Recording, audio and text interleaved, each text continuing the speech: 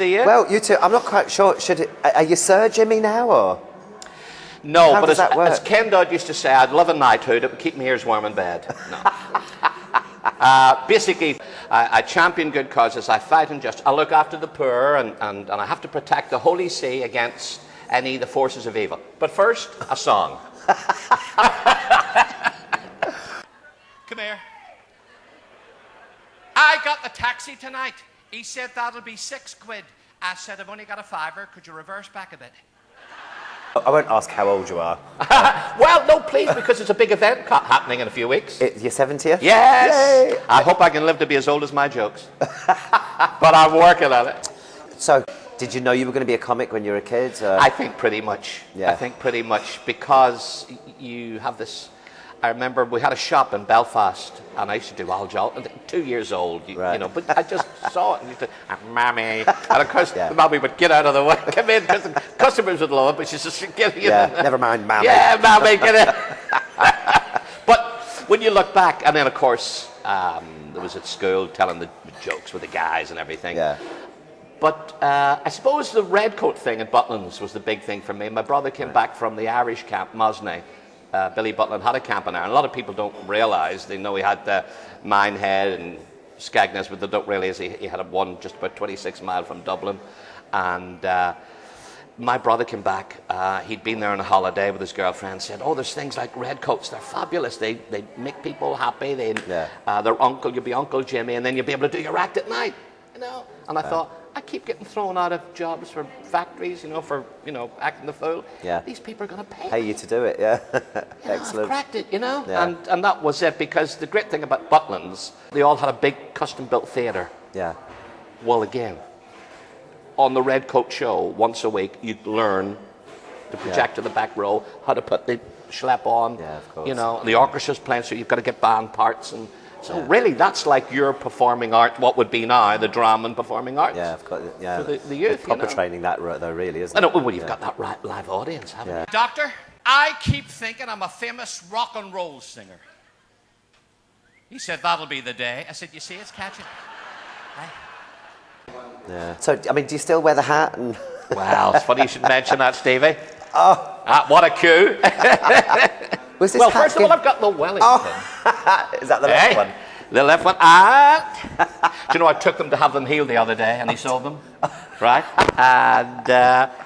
And here it is, lurking in the annals of the... Is this the very hat that the BBC gave you? Yes. It is, that's the one, is it? It is. Ladies and gentlemen, come here. I was on the beach in Benidorm, and I took my dog, and he fell in the water. He never told me he couldn't swim. He was going, woof, woof, glug, glug, woof, woof. 2 glugs and a woof. And a very nice German gentleman on holiday jumped in, pulled him out, nursed him, patted him, examined him. I said, are you a vet? He said, vet? I'm soaking. Wah, wah, wah. See, what's that hat song? Yeah. It's like the fridge door opening, yeah, isn't it? totally. Yeah. And doctor, I've got a right toe on my left foot and a left toe on my right foot. He said, you've got myxomatosis. Hey. How did you develop your catchphrase? That Chimera, there's more. Well, I came from the clubs. Clubs can be discerning, as you know yourself. And were people walking out a lot then? Or? and then you said, come here, there's more. I went to see the doctor last week. I said, doctor, last week, come here. I think my eyesight's failing. He said, it's gone completely. This is the laundrette. And then they go, and there's more. Yeah. I said, doctor, I've got a right toe on my left foot and a left toe on my right foot. He said, you've got myxomatosis. So all the doctors to keep their attention, because in a theatre, as you know, they're hopefully riveted. They bought a ticket. In a club, they're facing that way, the table's here. Oh, did you back any winners today at Campton, Joe? Oh, we've got a comic here and on. Oh, that's all right. And then you go on, and you want to just get their attention, really. Yeah. How do your gags come to you when you need to put together some new material? Yeah. Where does it come from? How do you go about it? Well, I suppose the Twitter thing's been good for me. That I'm on this, and I think it's nice to do a one-liner. Now, last week I did one. I said the contortionist from the circus who broke into the bank has now turned himself in. Right? So little things like that. Yeah. So that gag, did you turned himself in. Did you start with the punchline and build the story around it, or?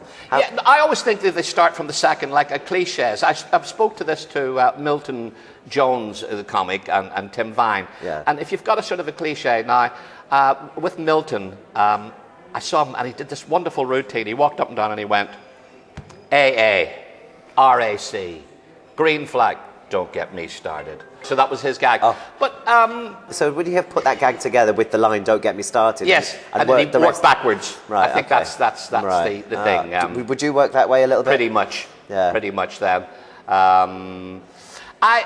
What I do is, I suppose, I do like routines. Yeah. I would go, like for instance, a crime routine, I'd say. There's a lot of crime about it, isn't there, folks? Only the other night I was beat up. And the police said, would you recognize him again? I said, I didn't even recognize him the first time, right? Yeah. Now, then from that I'll go, but I know this much, Mr. Policeman. I know this much. I think the fellow who did it was a pop group fan. Yeah. He said, how do you know? I said, every time he hit me, he kept saying, take that, right? So there'll be a groan. Well, a lot of my stuff sometimes, yeah. you're pushing it here, Jimmy. Yeah. But they'll buy into it, yeah. you know, Steve. Yeah. Oh. That's, a lot of it is the innocence of the character, the naivety. Yeah, yeah. What a knack this is. The doctor gets all the funny lines, hey? I rag up the optician. He's no good. Well, he told me he couldn't see me. Hey? I think I might have pinched one of your jokes. I do. Please feel free. Feel free. Go ye forth and teach all nations. I don't know where I heard it, and I've done it for a long time now, and I'm sure it was you that I heard do it first. Can I pinch it back? Yeah. I went up to the bar and I said to the barman, "Can I have a vodka and Diet Coke without lemon?" And he says, "We haven't got any lemon. Will you have it without lime?" Was that guilty you? as charged. Thank you for that. I'll be honest. Listen, go for it. Yeah. There's a guy wrote me a thing. It was his birthday, funny enough, 2 weeks ago, and his daughter said, "Could you do something on YouTube? Wish him a happy birthday." Yeah. And a guy called Tim Maloney, and I said, "Tim, happy birthday!" And I still do the gag that you wrote for the Mummy's letter, like 15, 20 years ago, and it was. A lady called and she said, "I'm from the catalogue." I said, "That's funny. I don't remember ordering you." You know, but funny that you don't throw the baby out with the bathwater. Those things have a life, you know. Yeah. Well, thank you ever so much for coming over and spending a small bit of time with us. Anyway, thank you, Jimmy Cranky. Hello there. How you doing?